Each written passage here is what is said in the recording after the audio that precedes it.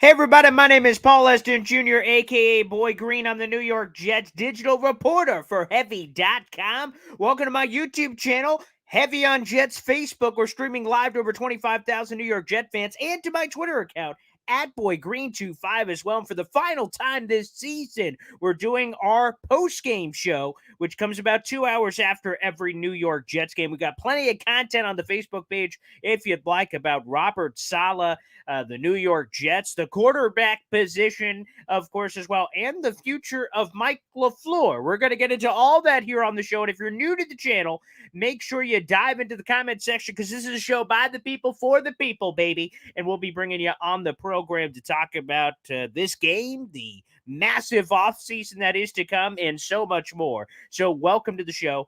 And again, if you guys are watching, the free way you guys can all contribute is by liking the video on YouTube and hitting subscribe down below for more juicy New York Jets content. We got a lot to get to here on the program. First, I just have to start off with the Mike LaFleur stuff. So in case you missed it, Mike LaFleur is, quote, firmly on the hot seat, according to Rich Cimini of ESPN, but he's not the only one that believes that.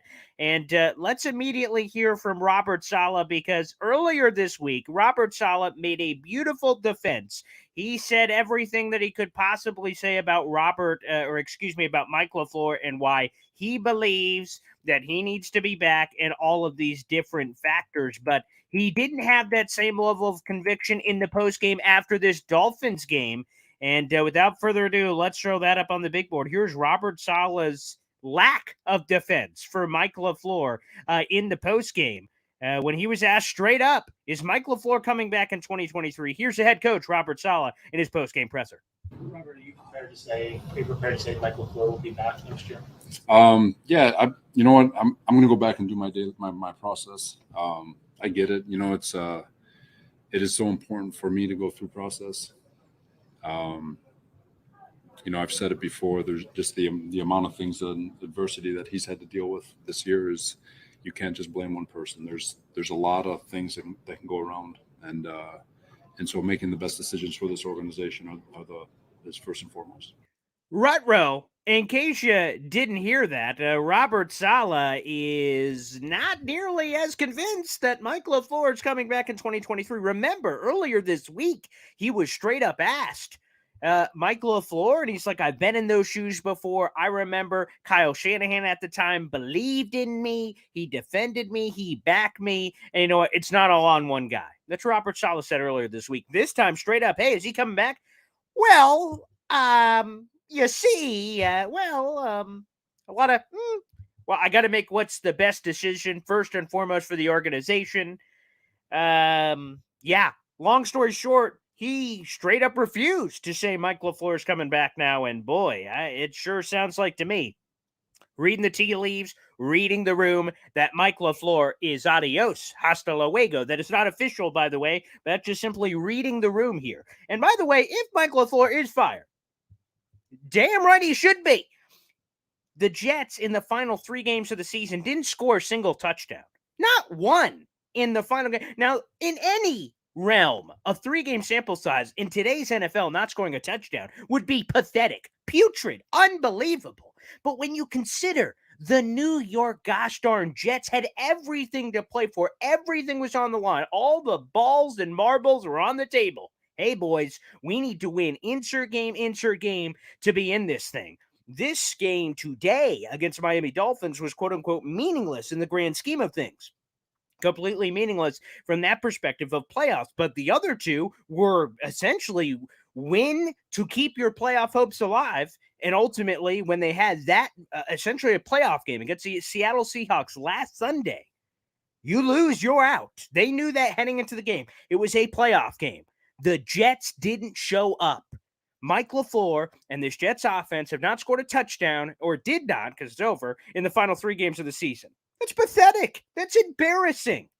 If the Jets decide to make a move, I'm not losing any sleep. Okay, LaFleur, hit the bricks, pal. See ya. And when we really evaluate the Mike LaFleur hire, because when Robert Saleh was first hired in 2021, part of his hiring as this defensive mastermind that was the architect of what the 49ers became was so impressive. But we said, okay, You're getting hired. Who's your offensive guy? You need a yin to your yang. And if you have a plan on the offensive side of the ball, this is going to be a great hire.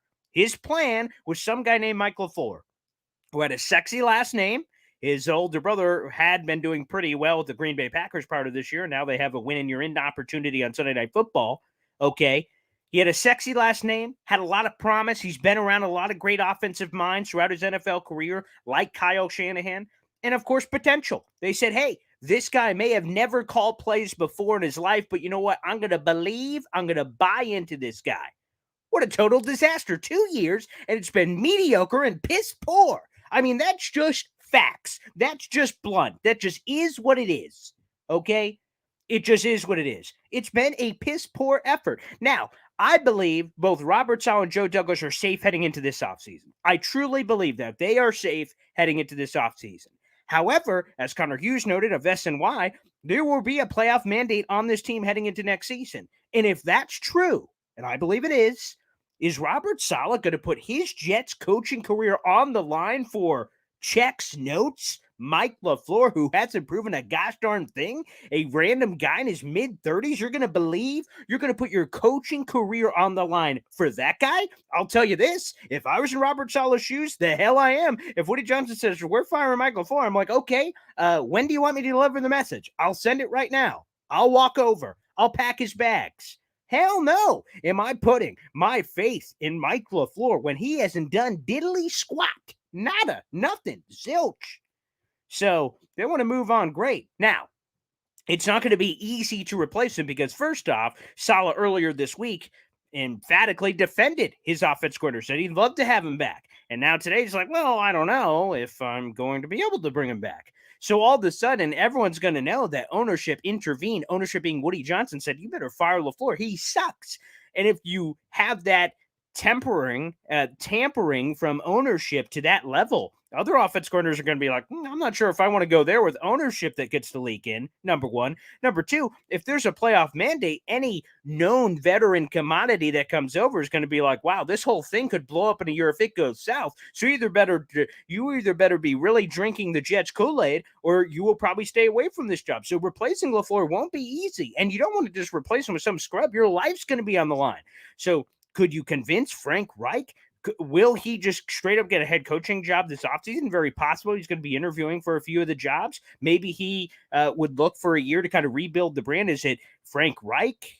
Who is it? Who is that guy? Is it a Gary Kubiak, who Robert Saleh has a lot of close ties to? That would make a lot of sense. He's currently in retirement. He's at the retirement home. Who's that guy going to be? I don't know. But if you want to move on from friggin' Mike White too, but Mike LaFleur specifically, no beef.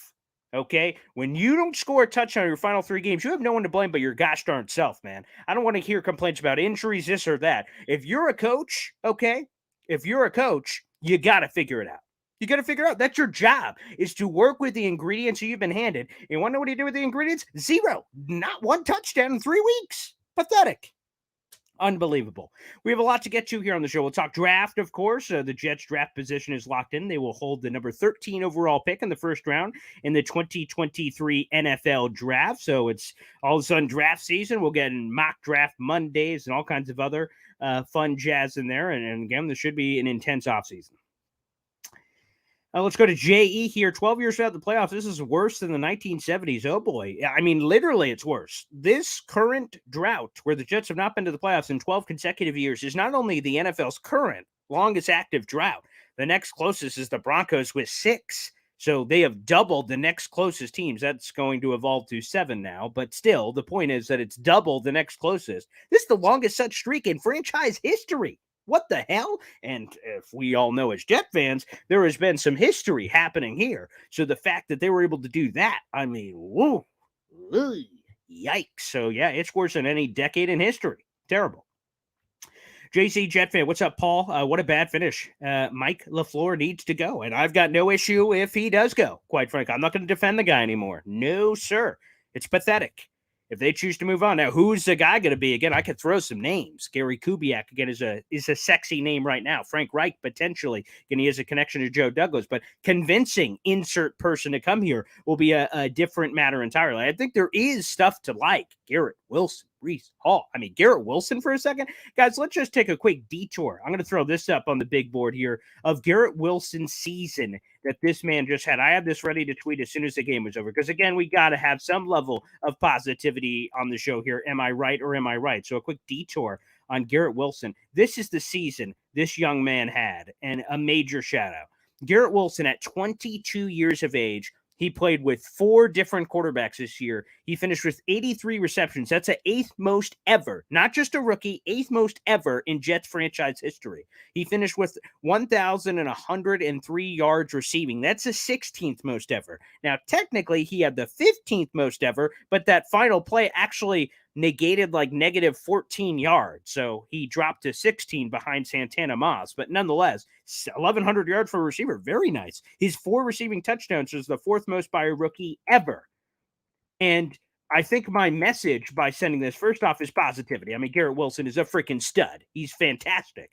But the other thing I want to throw out there is it's gosh darn criminal that this poor son of a gun in the entire first half had 1 target. Or first quarter, rather, whatever. Like, he had 1 target. Garrett Wilson should be a factor on every freaking play, whether as a decoy or for real.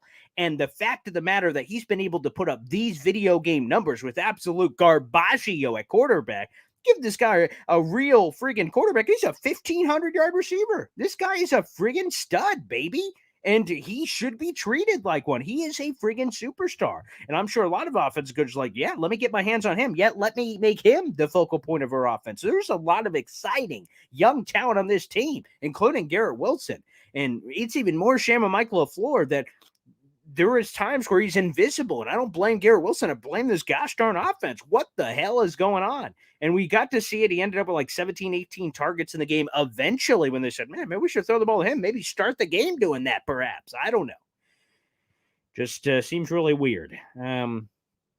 Back to Jay Ear. Get rid of all the wide receivers except Garrett Wilson. Draft and free agency for wide receivers. I'd be cool getting Elijah Moore in. Again, this is a polarizing topic. I know requested to trade and things of that nature. To me, I think Elijah Moore is a very talented player. I think he only had the 1 catch on the sideline, but I feel like with a good quarterback, he's going to start moving and grooving. I feel like he's going to be a very good player. Now, with the inconsistency of quarterback, we did not see it. But personally, I still think he's a viable player. But I do understand the people that have said that. I've seen this a few times, so I'll throw it up from Eric Weinstein. Tyler Conklin, this year is frustrating as hell. I don't know why we can't find the end zone, end quote. I mean, yeah, that's bad. He also, I will say this in general, apparently rubbed a lot of people the wrong way. After the Seattle game, he said, man, we just seem so flat on the sideline. A lot of people said, what the hell? How the hell are you flat? And I agree with that. Like, how the hell could you be flat for what is a playoff game? But I kind of respected the brutal honesty in which Tyler Conklin shared some of those nuggets. I'm like, well, thank you for being candid. And the same thing. How do we not find the end zone, especially with the talent on this Jets team? I understand old Jets teams, right? Where you're trotting out Jermaine Kearse, David Clowney, whoever randos. You're like, oh, look at this garbage pile of talent. But it's even worse when you have legitimate talent on this team and you still can't find a way to make it happen. That's incredibly frustrating. Let's go to Conbaru San. It's as if we are trying not to score. After this many games, it's impressive that we didn't even score a touchdown by accident. Conbaru, that's the same thought. When I saw that stat that they went the final 3 games of the season without scoring a touchdown, like, do you know how hard it is to not, like, stumble into one? Like a loose ball just kind of pops up and you just run it to the house? Like, I mean, good Lord. I mean, I guess it's impressive, really, how pathetic they've been in that department. I mean, unbelievable. It's really tough. Richie B, talk about being offensively challenged to end the season. LaFleur and everyone on the offensive side of the ball needs to go. Yeah, I am cool with the complete cleaning of house. Think about what the Jets did. Like, I guess we didn't give it enough credit or credence at the time. So you bring in Michael LaFleur, who's never called plays before. You bring in Rob Calabrese, a 30-year-old know-nothing that has no legitimate experience. And he was saying, hey, and the Jets said, hey, here's the number 2 overall pick of the draft. Develop him. And I get it. Greg Knapp passing away tragically in 2021 was not on the bingo card, and God rest his family. Like, I get it. You had him. He was going to be the secret sauce to the room of all these young guys, but the perfect, Greg Knapp to the room, and you lose him tragically before the first year, and then you never really replace him. They technically tried to a Kavanaugh, but it wasn't the same, obviously, and you lose it. But, the Jets, you just got to figure it out. You got to bring somebody else in. You got to do something. You got to change your gameplay. You got to audible at the line of scrimmage. And unfortunately, the Jets didn't do that. I think that was a bigger blow than most people want to admit on the Greg Knapp situation. Jay Spector. This offense is brutal. LaFleur doesn't scheme to move the ball. When was the last time we saw a quick wide receiver screen to EJ, jet sweep to EJ, quick slant to EJ? Yeah, I mean, really, just general creativity. And also, it's the creativity and the simplicity. What happens to the 4th and 1? Other teams, and I mentioned this and I tweet this out so you guys can follow me, @boygree25 on Twitter. When I'm just watching random games that have nothing to do with the Jets, it's like Monday Night Football or something, and I just see on 3rd and 1, 4th and 1, the team easily converts. Like, they do a quick QB sneak, get a guy lining up in the fullback position, he just shoves your ass forward, you get a first down. The Jets make everything look difficult. They make the simple look difficult. 3rd and 1, they're like, Bluebird 22, Red Cobra, let's go with a deep shot. Let's do some crazy convoluted thing, and then a sack or some negative play happens. Like, good Lord, QB sneak, just get the friggin' first down. So I feel like the wheel gets reinvented, and then like some of the simple stuff where you just hike the ball, you see a guy's like 5 yards off of coverage, hike the ball, throw it over your playmaker, make a play. Just get the ball in Garrett Wilson's hand, get the ball in Elijah Moore's hand. So yeah, that was incredibly frustrating as well. Greg Mather here. Where was Strevler today? Why didn't they start him? I'd say that would have been the obvious call. Yeah, let me address this. A few people have brought this up, so I want to give some clarity to this. So earlier in the week, Mike White, he gets re-aggravates the rib injury, basically. He started as a full participant, went down to limited, couldn't do it with the rib. So all of a sudden, Joe Flacco's named the starter, Zach Wilson the backup. And a lot of people said, well, what about Chris Strevler? For those who don't know, Chris Strevler's on the practice squad. So technically, you can't name him a starter because he's not on the roster. So there's no practice squad protections this year, so anyone could have signed Chris Strevler. So it's like them naming me the starting quarterback. Like, they can't name me. I'm not under contract. Like, I'm not literally on the 53-man roster. Anyone could then sign me. So long story short, it just couldn't happen unless they actually signed him to the roster, which they didn't. They only did elevations throughout the season, which means he's temporarily on the roster for certain games, and then the next day he goes back down to the practice squad. So quite frankly, he couldn't be named the starter because he wasn't technically on the 53-man roster, just to provide that clarity for people. But again, still, if you still wanted Chris Strevler to start, they could have signed him, I guess, and cut someone else on the roster, but they didn't feel necessary to do that. And Robert Saleh said, quote unquote, Joe Flacco gives us the best chance to win. And probably that's true. Again, I don't love Joe Flacco, and he has the mobility of molasses. But at the end of the day, Chris Strevler, we saw even inside the Jaguars game, people figured him out. They're like, oh, he can't throw a football forward. Let's do this. Like, he did fine on the short stuff, but on the CJ Uzomah clear, brutal miss, you could tell, like, oh, he's limited physically. And obviously why he's been bouncing around. But there is a thought that maybe Chris Strevler could have won this game with a slightly better mobility, but also I don't think he would have been able to make some of the throws that he was able to do. Let's go to JE here. Woody Johnson interview Sean Payton before Broncos hire him, give him the bag, fire Saleh and LaFleur.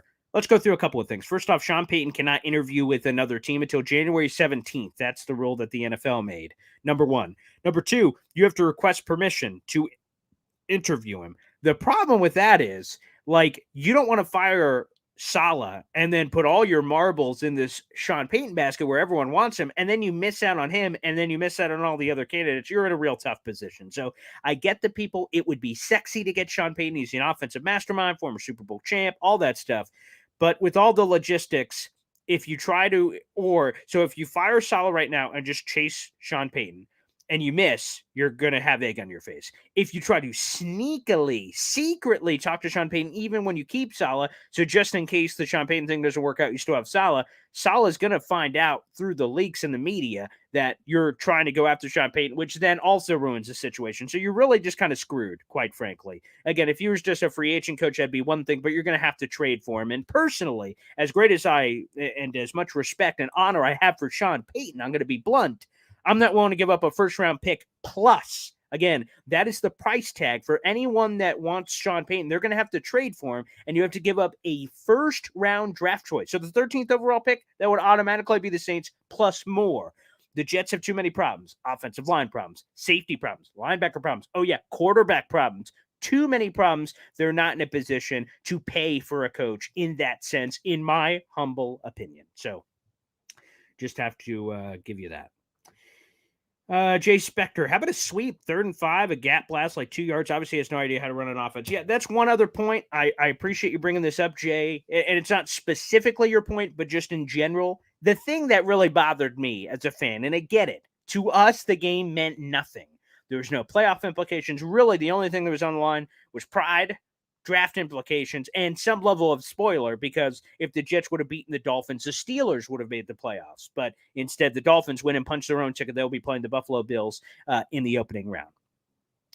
But the just waving the white flag, there was a couple of 3rd and longs where the Jets decided to run. And no, not run like, haha, we surprised you and got the first down. Like, run like, let's play the field position. Let's play field goal. Like, where are the balls, man? You're at the end of your season. Like, this would have been a perfect game for fake punts and crack, because you, in theory, have nothing to lose, and the Dolphins have everything to play for. But the Jets just rolled over and died. I mean, that's more pathetic than anything. What are you doing, man? It's just the same thing that happened at the end of the Seattle game where they punt on 4th down. You're like, dude, it's do or die right now. Why are you giving up on your season? So those are a couple of things, I'll be honest, which really angered me, just bothered me straight up. So that's tough. Let's go to Grand Peasy. After the intentional grounding from Flacco, we all knew game over. By the way, a horrible call. Joe Flacco was clearly outside the pocket, number 1. And number 2, he got to pass the line of scrimmage. Those are the 2 ingredients. You actually only need one of those ingredients, but he had both ingredients. So that was dumb.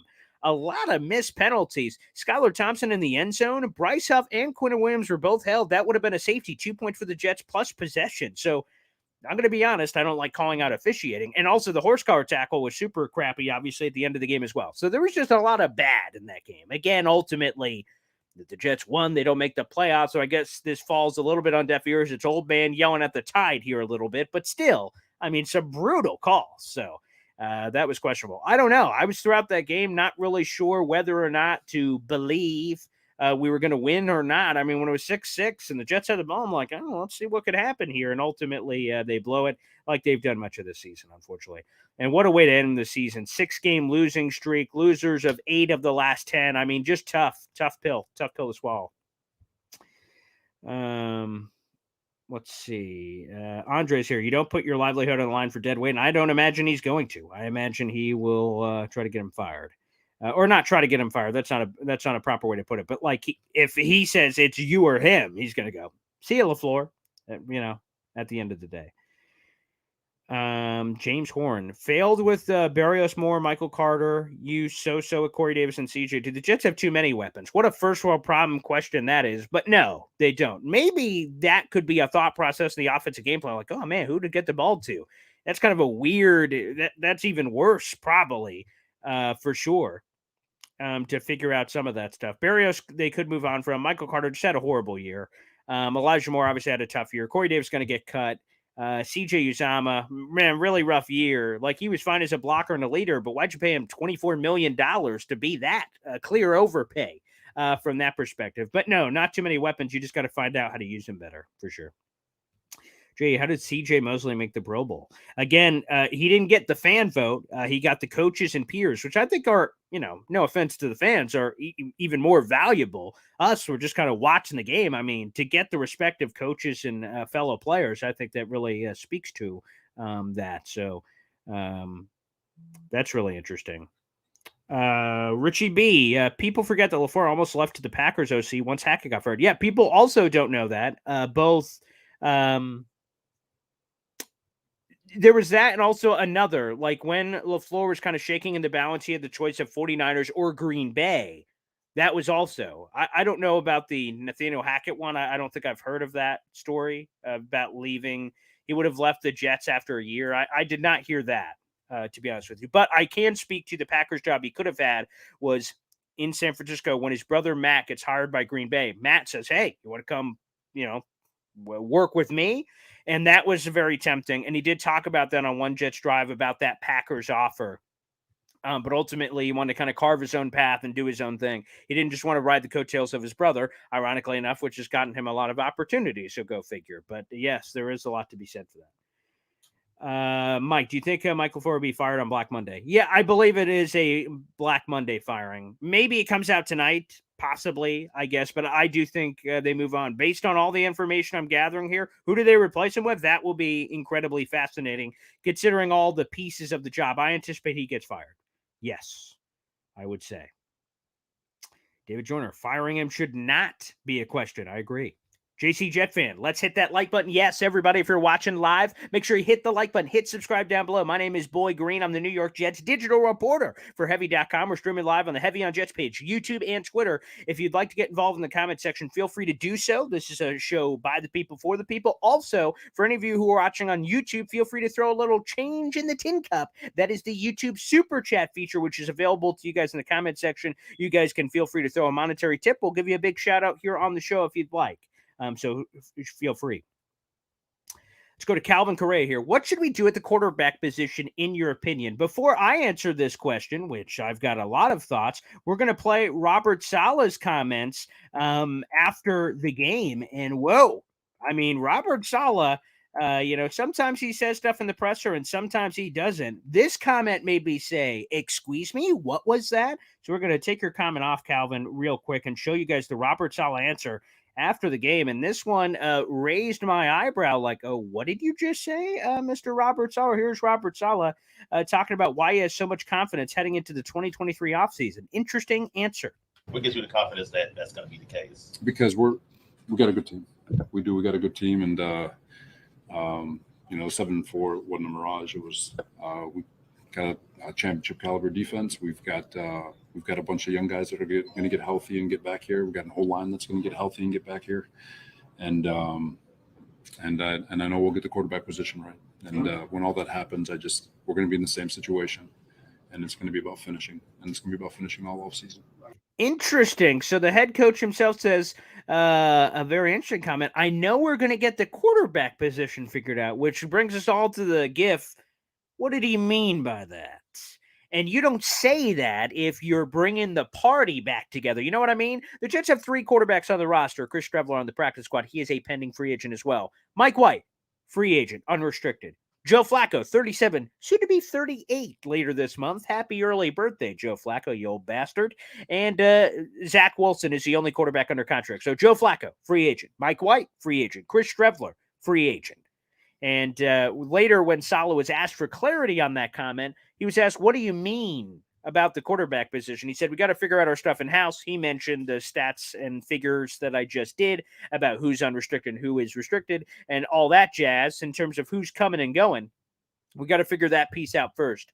But what I heard from that comment is the Jets are going to be willing to do whatever it takes to upgrade the quarterback position. Because there's a lot of problems with this Jet team. Of course, offensive line injuries, linebackers were hit and miss, safety play was questionable. Like, there was a lot of things. The Jets not creating enough turnovers on defense, the offense coughing up too many turnovers, and the quarterback play, the running game disappearing, which can kind of feed into the offensive line play. Like, there's a lot of reasons. But perhaps the main one is the quarterback position. The Jets used 4 different quarterbacks this year. They started 3 different quarterbacks this year. Technically, Trevor started at wide receiver for one game, or maybe that would have been 4 quarterbacks for that nugget. But nonetheless, they played 4 different guys. So they got to uber aggressively attack the quarterback position. So to bring back up your comment, Calvin Correa, on our YouTube channel, what should we do at quarterback, in my opinion? And I'll tell you this. I'm going all in, baby. Of course, you make the call to Lamar Jackson, the Baltimore Ravens, because it seems like things are getting a little froggy down there. You got to be willing to go all in, baby, because I think the Jets are quarterback away. Now, when I say quarterback away, some people are going to be like, dude, what about all those issues you just talked about? Those are all real. But if you bring in a quarterback of that caliber, there's still other avenues to be able to improve the team.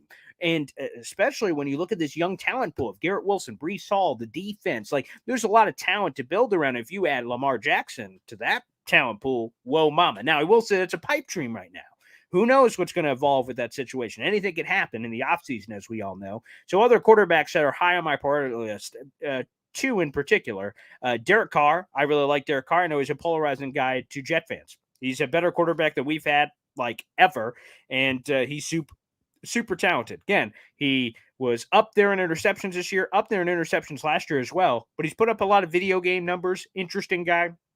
That guy really intrigues me. Jimmy Garoppolo is going to be in the conversation. To me, I question the durability, so that kind of scares me, but it's going to be a natural fit, obviously, with that. And a guy, if he is free in some way, form or fashion, in terms of shake free, not free in terms of price, Aaron Rodgers. And I know that will rub people the wrong way. Back-to-back NFL MVP, he still got it. And I think if you put him on this Jets offense, Aaron Rodgers, Garrett Wilson, sign me up, baby.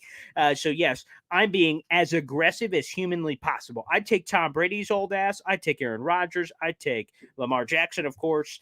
I'd take all those names at quarterback. Again, Jimmy Garoppolo is one that scares me. And really, I have to address this as well as we progress into this offseason. No matter what quarterback you get, there's going to be a bugaboo, right? You're going to go Lamar Jackson, like, oh, man, he's always going to get injured running around. Tom Brady's old. Aaron Rodgers old. Derek Carr, cold weather, which, by the way, is kind of garbage. He's played, like, in warm weather his entire life. Fresno State, California, the Raiders, Oakland, and Las Vegas all out there. So, like, he hasn't had enough of a sample size to be able to judge that. So I think that one's kind of crap. But regardless, like Jimmy Garoppolo injuries, like whoever you pick, there's not going to be a perfect guy. Like, wow, Peyton Manning out of 1998. Let's get that guy. Like that guy isn't available, obviously. So no matter, or the other thing, Lamar Jackson, like we don't want to pay that much. That's going to cost too much with money and picks and everything else. Like no matter what, there's no perfect answer. However, for me, I'm being as aggressive as hell to do what I can. Let's go back to Cogdas. Hi, it's me again from the UK. Look, we lost, but what a season we have. We'll try again next year. Go Jets. Yeah, I will say for people who have not seen my shows before, I am an optimist by nature. I am a glass half full guy by nature. So while it stings to lose in this way, it stings to lose 6 in a row. It stings to lose 8 of your last 10. It stings to get so close to the sun, 6-3, 7-4, and the playoffs are right there within grasp. All these ESPN analytics or these analytics of, ooh, they could make the playoffs, blah, blah, blah. Like, let's talk about seeding, like, ooh, sexy. And then for that to be teased and then stripped away is painful as hell. I'm excited for a big offseason because I think the Jets have a lot of promising pieces. They're going to go after a quarterback. And I think if you bring a quarterback on this team, there are going to be massive aspirations, massive expectations for next year. So there is a lot to like from this season. I don't think it was a total disaster in terms of like one of the worst Jet years in the last decade that some people were tweeting about earlier because they were in it. And while they didn't deliver, they were in the mix, and it felt good to be on those charts and graphics and things in our season, not to be over by October. That felt refreshing for once. David Joyner, sign Jimmy G or trade for Carr. Both of those would be wildly interesting to me. We'll see how those kind of develop here. Let's see. Kevin_shot. I've been saying forever coaching is not going to take us far. About time you all see the same as me. Yeah, I guess so. I will say that I think a lot of people are too aggressive on Saleh Ulbrich, saying, oh, this defense is always going to suck. Like, I think they really deserve a lot of kudos because the defense going from like, and I don't think it gets enough credit, like the defense going from like one of the worst ever to top 5 in every major category. Got to give all the credit in the world to Saleh and Ulbrich. That was really cool. J.E. Draft C.J. Stroud. He threw to Olave and Garrett Wilson is legit. Trade up. I'm going to be honest. While there is a path to trade up, the Chicago Bears somehow surprised everyone, got the number 1 overall pick with the Texans win. Classic Texans blowing that. Anywho, to me, I've had enough of the young quarterbacks. I'm going to be honest. We had Geno Smith, Zach Wilson, Sam Darnold, Christian Hackenberg, Bryce Petty. Like, we've had a lot of young guys we've taken the swing at. I've had enough of the young guys, bluntly.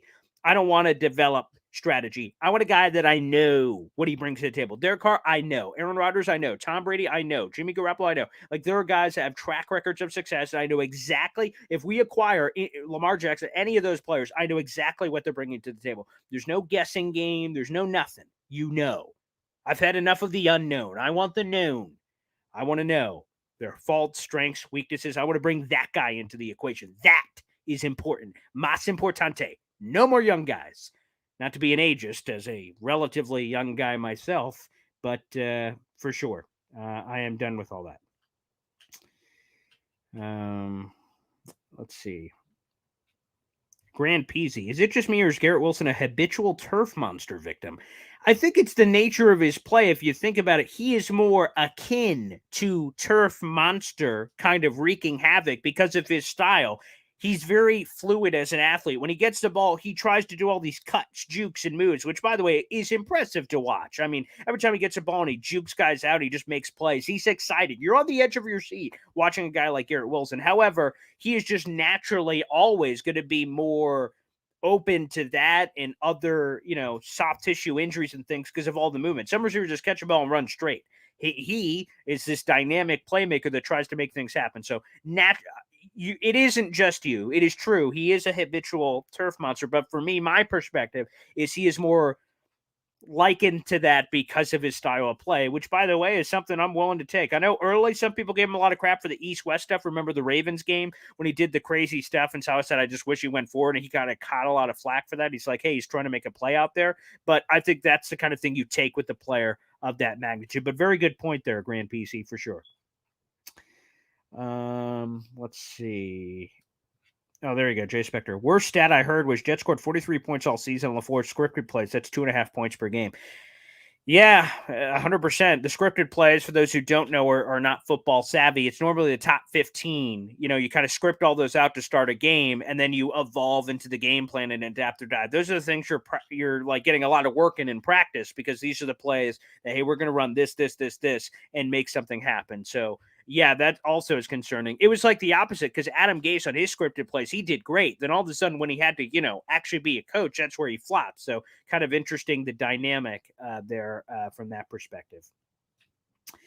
Brian, 100% needs some turnovers on D. Again, I think the defense was really, really good this year, and they deserve credit. But if you're going to squint and start calling things out, creating turnovers is a big thing. And the problem is that it wasn't like the ball just didn't bounce their way. Like, there was a lot of fumbles that were right there. They just need to grab it. There was interceptions that were in their hands. They just need to catch it. So I don't know if it's a mental thing. I don't know what it is, or a practice thing, but they just need to figure out. There are so many opportunities I've looked back on this year that are there for the taking, and they just need to seize the day. And that was really sad, quite frankly, because maybe this Jet season turns out differently if they hop on a few more of those fumbles, catch a few more picks from that perspective.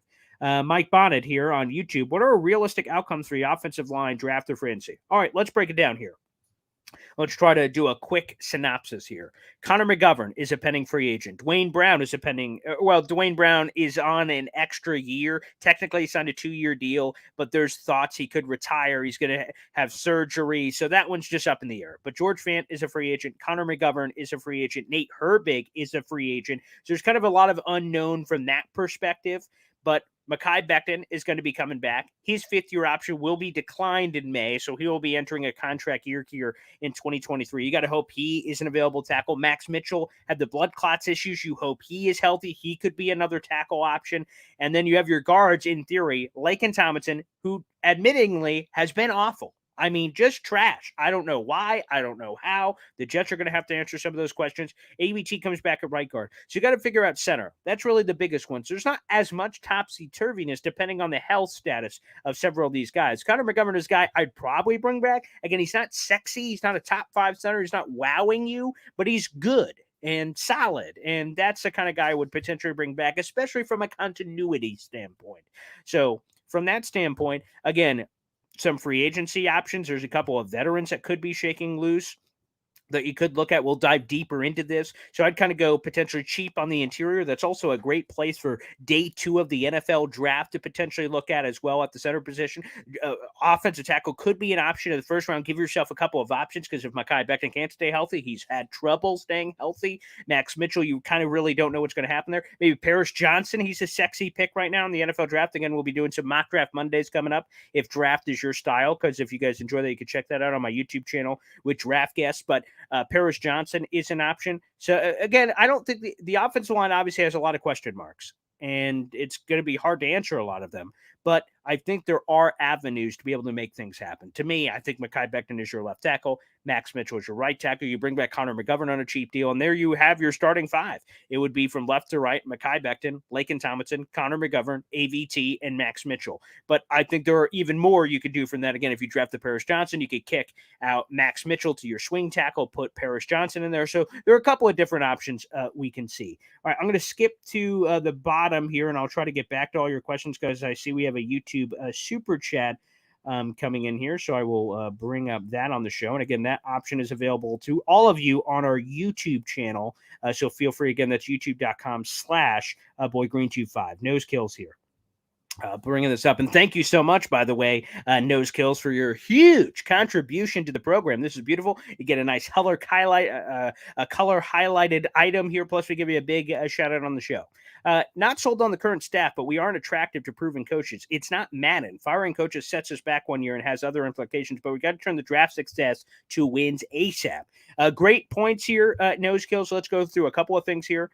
First off, it is not Madden. You're 100% right. Just because you fire someone doesn't guarantee. That's the tough thing. And this, I had mentioned this, I think, a week or two ago from Saleh. Saleh said one of the big reasons why he wants to bring everybody back a couple weeks ago is he said, we invested 2 years of time in these coaches and players and things of that nature. So why not more time? Like, we've already invested time. If we just dump them, we just lose all that time. Now, there is a truth to that. But at the same time, I say you got to know when to pull off the Band-Aid. If something's bad for you in your life, you can't just say to yourself, well, I've been doing this for 3 years, I might as well keep going. No, if you know something's bad, even if you've invested a lot of time, it's better to rip the Band-Aid off than just keep doing something you know is wrong.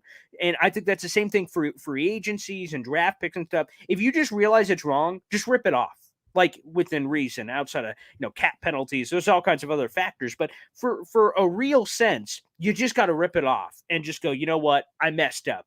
I respect you as a man, woman, or anything a little bit more if you're willing to just admit your mistakes. And people are not willing to do that. So for me personally, if they believe, being the Jets, I'm giving my opinion. I think they should fire LaFleur. But from other people, the coaches, the people that know everything inside that building, they have to ask themselves, okay, first off, if we fire LaFleur, who are we bringing in? Because everyone wants to fire people, but what's the solution to the problem? If you're going to fire him, who are you bringing in? What's the plan? I think that's important. But here's the thing why I think there is a large level of importance here. Robert Saleh and Joe Douglas's jobs are on the friggin' line. Are they going to say, well, our jobs are on the line, I'm rolling out LaFleur? Or are they going to try to just give the pitch to others and say, hey, you know what? We've got Garrett Wilson. We got Breece Hall, man. You could come here and do all kinds of things. And again, if you turn around New York, you turn around everywhere. That's going to be a great gold star on your resume. Again, they can make the pitch. So again, it's not Madden. The great news is that there is that base that you talk about of draft success. Jermaine Johnson's going to be getting those Carl Lawson reps next season. I'm so excited.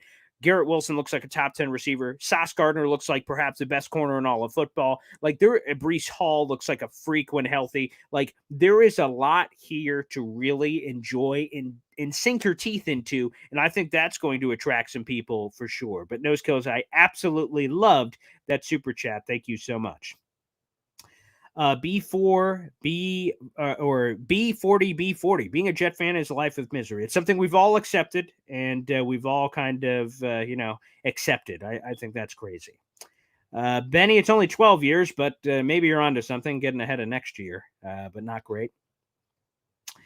Michael Ford doesn't use our players right, and 100% Kev_Child, you said the same thing I just did. Like a bad relationship, you don't stay in it praying things will get better. You just don't do it. George Mulatto here. Don't count on Becton. OTAs will be hell for him. Yeah, I'm going to be honest. Okay, here's my perception on the Mekhi Becton thing. Again, I think his fifth-year option gets declined. I think the Jets, quite frankly, would be crazy to accept it based on his injury history, especially since a fifth-year option can be guaranteed for injury now. So if he gets hurt during that fourth year, it's something incredibly serious. The Jets will be on the hook for that money. That's why ultimately I believe they decline it. Now you roll him out for a 1 year. Does he keep getting injured? And then you're just like, well, we're going to move on from him in 2024. Number two, is he just fully healthy? He looks great. And you're like, man, what do we do in 2024? Do we franchise tag him? Do we re-sign him to a long-term deal? What happens? Like, there'll be a lot of those questions. So for me, I think it would be asinine to just say, oh, of course Mekhi Becton's going to be a starter. You'd be crazy to think that. Now, Mekhi Becton is saying all the right things, according to Rich Cimini, and he spoke with a player that said he, quote unquote, looks slim, looks in great shape, super motivated. A lot of Jet fans are annoyed to hear that because they feel like they hear that every year. The point is that the Jets need to have a contingency plan and do this strategy, which I like to employ in my own life. Hope for the best, expect the worst. Hope for the best. It would be great if Mekhi Becton is healthy, but you have to expect that he won't be. So you need to come up with options that are going to be there. And again, if he's healthy, then you have a first world problem to deal with. You're like, man, we got a healthy Mekhi Becton. We got Paris Johnson. We got, I don't know, you bring George Fant back? Probably not, but you bring George Fant back, you have Max Mitchell, like, wow, look at all these great options. Like, okay, you'd much rather be in that position than say, oh, Mekhi Becton's definitely going to be healthy. Oh, wait, he gets injured again? Well, I guess we're in musical chairs on the offensive line again. So that's how I would do it. Hope for the best, expect the worst. History tells you Mekhi Becton won't be healthy. But you know what? Sometimes guys just figure it out. And we have to see if, Mekhi Becton will be in that group. Jets gang, I don't think quarterbacks want to come here, and why would they? Yeah, I mean, I will disagree on that, Jets gang. Now, again, I get that there are narratives out there with the Jets and quarterback hell and all these other things. I think they are going to clearly be an attractive destination based on the New York media market. People are going to love that. You're going to have all these talent that I just mentioned. You have freaking Garrett Wilson, Breece Hall, like, ooh, sexy. Sure, you got to get offensive line figured out and some of those other things, but there's a lot of talent on this team where a quarterback could easily come. And by the way, there is a sense here that if you get sexy quarterback in, whoever, Tom Brady, let's just say, right? Tom Brady says, yeah, I'm coming to the Jets. I don't know if that's really going to happen, but just roll with me here. He says he's coming. Other players are like, I'm coming with you, Tom Brady. I'm coming to play. All of a sudden, that can help the recruiting efforts a little bit. So to me, I think it is going to be quite attractive. And plus, as we mentioned, I think the defense is really good, despite the fact they didn't get a lot of turnovers, especially in the second half of the season. I still think people are going to go, I can win here. I can make this happen. And I think that will be incredibly attractive. Kevin _Chowdy can't automatically make Becton left tackle. We can't expect anything from him. Yeah, I don't know. Like, Mekhi Becton was the left tackle for a bunch of years. And then this offseason, ahead of training camp, he was switched to right tackle. And then all the injuries happened. So, no, whether he's left tackle, right tackle, I don't know. We'll see. The last we knew, he was a right tackle, but there was also because of circumstance. So who comes back, who comes in, all of that is TBD. So we'll find that out in the future, I think. Let's see. Draft the quarterback again. Not a big fan of that. Jets game, we should keep Fant as a backup. I think Fant is going to have aspirations to start, but yes, if I could bring him back as depth, that would be great. But I'm not sure if he's willing to come back as a backup. Price will be super important too. George Mulatto, buy that championship now because the window is open. Yeah, that's also another reason. Again, I think there is a lot of talent on this team. You got to strike while the iron's hot. The worst thing you could do is let a good roster or good core rot because you weren't aggressive enough. So that would make me very aggressive. MM Morse, San Francisco fans saying Laker wasn't great from the start. I will say this. Again, hopefully I can bring on people who could come up with better answers than me. How did Laken Tomlinson flop? I'm genuinely, because he was a disaster this year. But why? How? Because the system was the same. He played the same position. He didn't even flip position. We told the Jets, said, hey, Elijah, jump over to right guard because Laken's coming in. He's been a left guard. He's just going to stay left guard. So the scheme was the same. The position was the same. And the coaching staff knew him. Sometimes in free agency, it can be a bit of a guessing game. It's a little bit of that blind dating. You're on one of those dating shows and you're behind like a wall and you're just like hearing them. I know there's like a Netflix show about that. I don't even know what that show is called. But the point is this. Like, sometimes free agency is kind of a weird dating game. There's weird time crunches and things. So you may not know the players well. The Jets have multiple 49ers coaches on the staff. John Benton helped Laken Tomlinson when he was traded from the Detroit Lions to the San Francisco 49ers to make this leap. They had inside knowledge. They had scheme familiarity. They had the position open. Like, how Laken Tomlinson failed is one of the wildest, unbelievable. Like, he was getting pushed around today on multiple plays. Man, you just got to hope that this was some weird year because he looked great in the preseason. He brought that nasty, as it was told to me by a Jets front office person, and he thought that nasty would, kind of inspire the rest of the room, and it seemed like it did because Lakin was a big mentor for Mekhi Becton. He was a mentor for AVT, and like, man, it just seemed like it was such a home run hit and a safe hit in free agency, and obviously it was anything but. So, man, you got to hope that this was just a weird, unexplainable year, and next year he's great. It's going to be really hard to move on from in the offseason outside of some weird cap logistics. And because, ultimately, if you get rid of Lakin and you pay him a level of a dead cap, you're going to have to then replace him with more money, and the Jets don't have a ton of money. So what's your answer there? There's a lot of questions to be answered. That one to me is stunning. I'm still so stunned that happened. Cut Barrios again. I think there is some precedent for that. That could very well happen.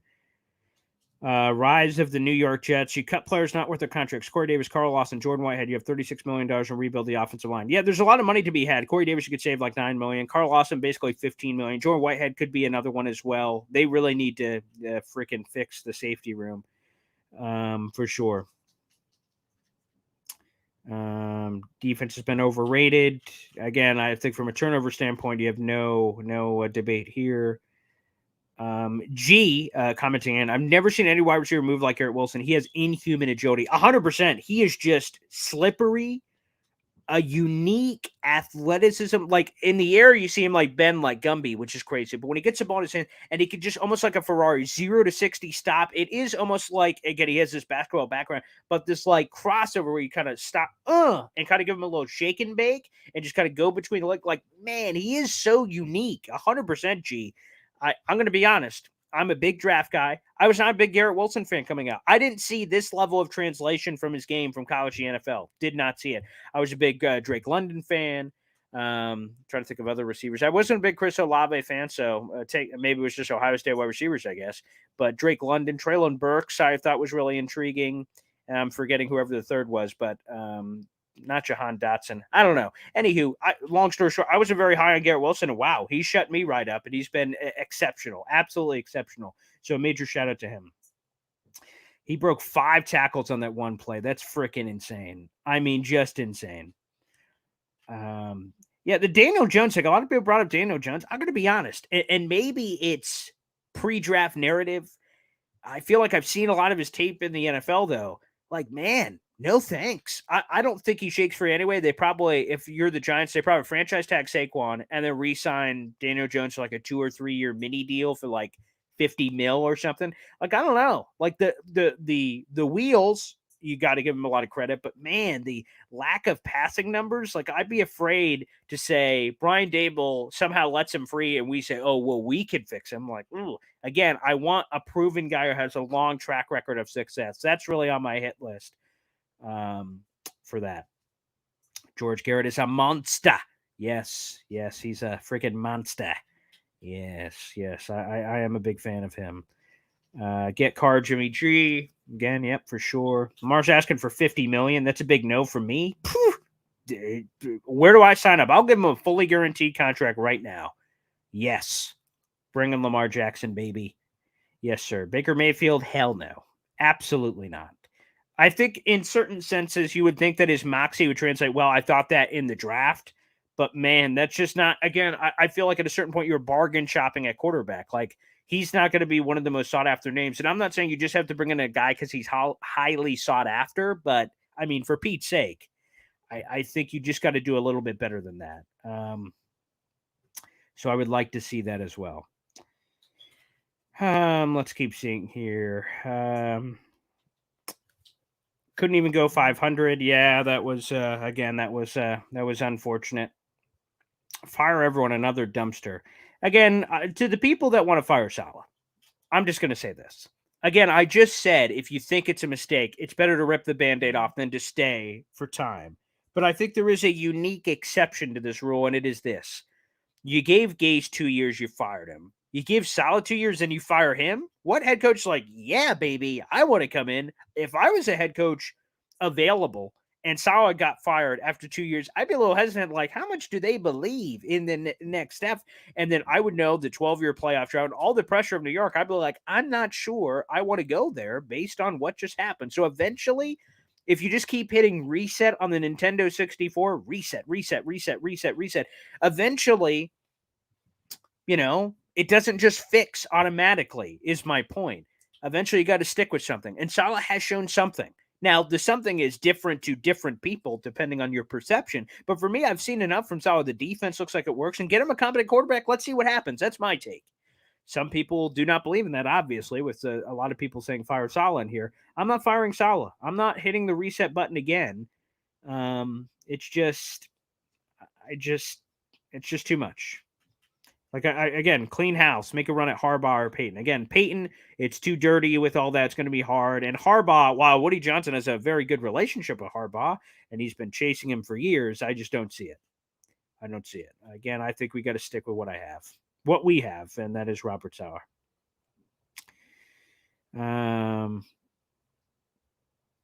Let's go to this one. So we got Jimmy Jett. So instead of saying fire shot on the floor, tell us who we can get without crippling the team for the future. If you're talking about coaches, again, what I'm looking for in both quarterback and coach, so they're very similar. And by coach, I mean like a veteran assistant, whether replacing LaFleur straight up as the OC or just a veteran in the room. There is too much unknown in both quarterback and the room. First off, quarterback, again, guy who's been there, done that. There's no guessing game. You bring him in, you know exactly what you're getting. Same thing from a veteran coaching standpoint. A guy who's played call plays for a long time. He's been around NFL offenses. He knows how it works. Again, it's not learning on the fly. He has a system. He's bringing it in and says, guys, we're learning this gosh darn system. Get out your playbooks. Let's go. Like, that's what I want to see, to be honest. And that's a big thing for me in both senses. Yeah, that also was a bad sign, just in general. Burning 2 timeouts 6 minutes in the third quarter is like a horrible look. They have it on a bad play. It seems like there's some miscommunication on the first timeout, like on a random second out. Joe Flacco's looking at the sideline, throwing his hands up like, what? What the hell? Like, he looked totally disinterested. It looks like he would rather be anywhere else on the planet. And then the second one, you're like, Jesus, did they really? And I had to look at him. I said, did they really just burn a second timeout in the first 6 minutes of third quarter? Like, absolutely god-awful. I mean, just trash. Just pathetic. So, yeah. And that's the other thing that's really hard now. I'm just using this today. Jets and Giants suck today. 9-6. Giants 19-0. Eagles now. But just in general, it hurts me even more. So earlier in the year, obviously it looks like, ooh, Jets are going to make the playoffs. Giants are going to make the playoffs. New York, baby, we back. Giants end up making the playoffs. Jets don't make the playoffs. And like, it hits home. The Jets don't make decisions based on the Giants in terms of their key decisions, but there's just no way that doesn't hurt, especially when you get so close to the sun, and it just sucks. So that one is brutal. There's just no other way to put it. That's just a brutal turn of events when you're so close to the playoffs, and then the drought that's been here with the Jets, for it not to happen is brutal. Let's see. So I want to make sure he used his timeouts this time. That's funny. That's a good one. Let's go to Steve 232. If Michael LaFleur goes, when would that happen? And wouldn't you want a replacement first? It doesn't always work that way, obviously. Sometimes you just make your own in-house decision, then go. But there are occasions, but you probably wouldn't hold on to him until you find your other guy. If you don't think LaFleur is good anymore, you're just going to move on and you just say something else is going to be better. Like, there's going to be a plan. So, like, if Saleh makes this decision or Woody Johnson forces him to make this decision, there's going to be a plan. He's not just going to say, I want bloodlust and someone's got to go down with the ship for this horrible end to the season. It's dart throw, LaFleur, you're fired. Like, there's going to be a plan. When would that happen? I anticipate that happening tomorrow morning. Frankly, there's a chance, of course, it happens tonight. If it's going to happen, I'm leaning more towards it's going to happen than not. I would imagine it'd be tomorrow morning, Monday morning, Black Monday. But there is obviously a chance it could happen tonight. And wouldn't you want a replacement first? No, not necessarily. It doesn't always work that way. And I think the Jets really want to do their homework. I don't think you want to fire him and then immediately hire a guy. You'd be like, first off, weird tampering. What was happening? How long have you been looking at a replacement? And number two, I think they need to really have a vetting process here and pick the right guy, especially with the importance of the situation, obviously. with it meaning Saleh and Joe Douglas's job next year. So that's what I would say about that, quite frankly. JE, excuse me, Elijah Moore always running backwards for yards, not a fan. Yeah, that's really weird. I hope he works for the wide receiver coach this offseason. He's always doing weird stuff from that standpoint. That's kind of strange. And Michael Floyd doesn't use Elijah Moore right. Elijah Moore maybe too small, never gets open. I get his open rate isn't nearly what Garrett Wilson's is, but I don't think, his nature, he's like too small and can't be. There's been small people that have had all kinds of success, and as a equally, even more so, vertically challenged guy, I can defend that. Kaiser, why do people want Minshew? Let me just address this. I thought I addressed this before, but I want to address this again to make this clear. And I'm saying this now, but I've said this for weeks. Why the hell do you want Minshew? People, what I just said, you want to bring in a quarterback this offseason that will titillate the juices, that will excite you. You want Lamar Jackson. Wow. Former MVP. Aaron Rodgers, 2-time MVP. Tom Brady, 7-time Super Bowl winner.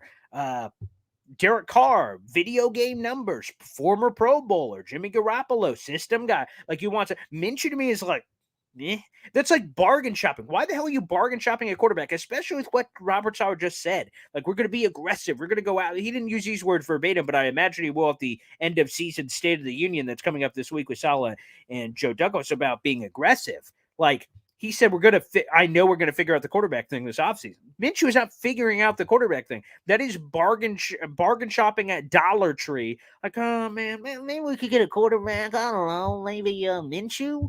He's got good stats. Okay, if he is as good as fans think he is, then why do you think he's been a backup this whole time? No, honestly, why do you think he's been a backup this whole time? Do we know as fans more than the NFL does? No, we don't.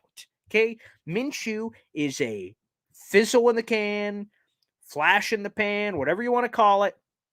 He is a guy that could be a spot starter. He is not a franchise quarterback. He's not a starting quarterback on a consistent basis. And you saw what happened on the Eagles team that is freaking loaded. He has been cryogenically frozen on the Eagles bench, learning their offense. He got his chance to step into the light. And what did he do against the Saints? He sucked against the Saints. So if anyone was still on the Minshew train after that piss poor performance, I don't know what to tell you. Not good enough, quite frankly, with me. So I'm glad you brought it up, Kaiser, on the show, because you know what? Minshew does absolutely nothing for me. He freaking stinks. Anywho. Mr. Finn is sure. Hit that reset button. Let's go, Finns. Appreciate you going out of your way to support the show. By the way, congratulations, Dolphins fans. I think it's going to be a bloodbath against the Buffalo Bills. Hopefully your boy Tua is back, though, because yikes. I also love the duct tape around Tua to determine all his durability issues. But appreciate Dolphins fans sliding in. It's better than the Patriots, I guess. So that's something I can kind of rest my laurels on. But that's neither here nor there. Tony Alexio on our YouTube super chat. Thank you. Is Cooper Rush available to sign as eco quarterback to compete against White, I'm assuming? Let me double check the Cooper Rush situation because, again, I've only been asked about Cooper Rush once. I would imagine he's actually on a one-year deal because I believe he was cut ahead of or final roster cuts are brought back on the practice squad, then came back. Yes, he is an unrestricted free agent. He was making basically $1 million this year. So he is an unrestricted free agent next year. Again, that would be an underwhelming option. And I don't know of, off the top of my head, any direct correlation from Cooper Rush to this Jets coaching staff. That doesn't mean it's impossible, but no. And I also think Mike White, candidly, blew his own opportunity of coming in with that kind of lineup. Now, if Mike White would have lit up the final couple games and got the Jets to the playoffs, Mike White and Cooper Rush, let's just say, was a very viable quarterback room. Mike White sucked. Mike White continued his durability issues. There is, to me, a 0% chance he comes in with like some quarterback room of Cooper Rush, Mike White, Zach Wilson. I don't think there's any chance of that anymore. He blew his own chance. Sucks for him. He could still be back, like on a much lesser deal, like a 2-year deal for $10 million, maybe $7 million, 2 years total, $7 million, maybe. But I don't anticipate a guy of Cooper Rush's standard and all due respect, coming in here as well. I like Cooper Rush. Again, my dad's a diehard Dallas Cowboys fan, so I've seen plenty of Cooper Rush, but I just don't believe he's going to be the guy. Let's go to Rhett Sophia on YouTube. I love that Garrett Wilson avatar pick. Very nice. What percentage chance you see us for LaFleur firing? I'm going to go about 85%. That is both on, that's not directly sourced, but reading the tea leaves, hearing the coach and everything, I am 85% LaFleur gets fired. If that doesn't tell you how I really feel about it. But we will see if that ends up being the case. Let's go with some final comments here. You guys can get them in again. We of course, are on the channel all the time. So again, youtube.com/boygreen25. Make sure you like the video, hit subscribe. We're going to have draft content, Jets Insider content. Black Monday, we'll have a report there on a live stream tomorrow as well, again on my YouTube channel. So guys, make sure you check it out. That looks like that's it. From that perspective. Well, guys, I'm going to be honest. I've enjoyed doing these post-game shows all year long. 2 hours after every game, coming on here, commiserating, talking, people off the ledge, or doing anything of that nature. It's been a lot of fun, and this will end our post-game sessions. But the offseason is perhaps the most exciting time for Jet fans. So like I said, we're going to do mock drafts. We're going to have insiders on. We're going to have players on from the Jets team, what they're doing during the offseason. Guys like Tyler Conklin that have joined the show. George Fant has joined the show. So in case you're not part of the Boy Green Army already, everybody, again, like the video, hit subscribe down below. We're well over 3,000 subscribers. Thanks to each and every one of you. And we have a lot more show content coming on here with former players, current players, GMs, old GMs. Last year we had Mike Tannenbaum on, Damian Woody, Connor Hughes, Connor Rogers, Trevor Sikkema, just to name a few. I mean, if you don't believe me, look at the resume, people. YouTube.com/boygreen25 to see all the wonderful guests that has joined us over the last bunch of months. And we got so much more coming. Thanks, everybody, for tuning in. A tough Jets season, but I always savor every one of these games because we wait all year for these games and these opportunities. So to come back full circle for this is great. We'll get ready for the offseason, enjoy the playoffs, and we'll see you guys on the channel tomorrow right here on youtube.com/boygreen25.